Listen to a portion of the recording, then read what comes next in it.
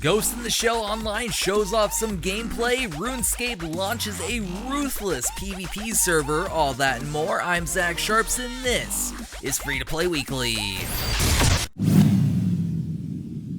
First up in the news this week, do you guys remember that MOBA that was based around the Dead Island series? Well, chances are you might have seen it cross your eye at some point, but it does seem as though Dead Island Epidemic became an epidemic for Deep Silver as the game is now shutting down.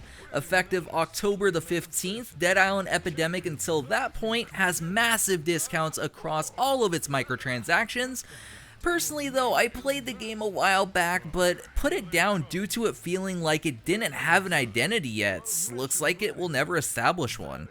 Everyone's favorite game developer, Nexon, is continually trying to take over the free-to-play Western market, and as you guys may know, Ghost in the Shell First Assault is their next move.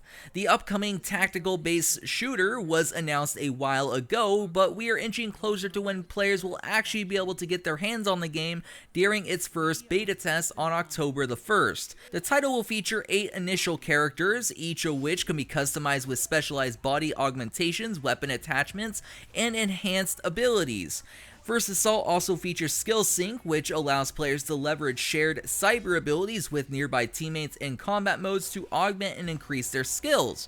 Using this skill sync in smart and tactical ways, teammates can work together in devastating combinations on the battlefield. I'm not really one to be into Ghost in the Shell, not that it's bad or anything, but as you guys may know, I'm not really huge into anime, so it makes sense I wasn't into, well, an anime. That being said, I am interested in trying out this first-person shooter, mainly due to Nexon restoring some bit of faith that one of their published titles can actually have a good cash shop. Hopefully Dirty Bomb's trend continues and doesn't stop at Ghost in the Shell Online. Those of you who love PvP and happen to play Cryptic Studios' free-to-play title Neverwinter will be happy to hear that the game's new Guild vs. Guild combat system is now live. The Strongholds update allows war-oriented guilds the opportunity to lay siege to each other's guild hall for rewards. Neverwinter's new guild battles are 20 vs 20 that combine 2 Stronghold maps into one massive MOBA-like 3-lane skirmish.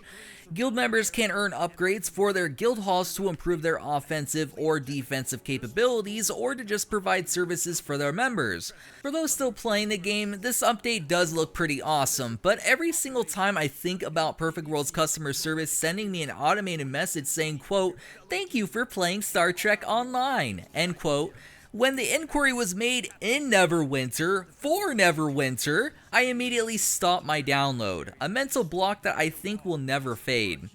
It's not often I get to mention Runescape during a free-to-play weekly, mainly due to Jagex not really giving me a reason. This week though, they gave me a pretty huge reason with their launch of Darkscape. Described as an experimental sandbox MMO where open world PvP and ruthless trade are the name of the day, this open world has 0 restrictions on PvP, plus full corpse looting is always on. Darkscape's world is divided into low, medium, and high risk areas. For those of you who have played Darkfall Online, think that, but without any safe zones. Yes, you heard me right, 0 safe zones. Each of these zones, however, do have their own economy, banking, and teleportation rules, plus some guards that can maybe keep you safe. Best of all, Darkscape is completely free to play, but Runescape members do earn 50% more experience and have additional bank space. Alongside, they are allowed to keep 1 extra item upon death. Overall, I'm going to play the living hell out of this, simply because I feel most MMOs need a server type like this, and I love full loot, unrestricted PvP titles. That being said, it's time for the question of the week. Last week on the show, I asked if you guys are fond of speed-up mechanics within MMOs. A user by the name of Lunar Templar stated the following: catch-up mechanics should be reserved till the game has the content to warrant it, like say World of Warcraft or any MMO that's been out for that long and has tons upon tons of content to get through. But I'm only speaking in context of my friend with the level capped character got me into it and I want to be running with them.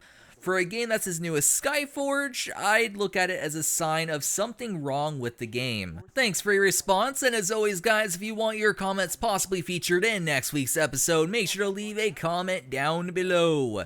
This week's question is, when it comes to your favorite MMO, would you like to see an unrestricted full loot style server implemented? Why or why not? Make sure to of course leave the name of the game that you're referring to in the comment as well, but I'm interested in what games you guys come up with and how you feel it could be implemented correctly. Last up in the news this week, following the trend of creating tournaments and inviting popular Twitch streamers to compete in them to get tons of eyes on your title, H1Z1 created their first invitational battle royale tournament. Scheduled to take place at TwitchCon, the prize pool has exceeded $160,000 and counting, according to a press release from Daybreak Game Company. The tournament will be featuring the most notable names on Twitch, as well as 4 H1Z1 community players. In total, over 50 names have been announced for the tournament, with the promise of more to come.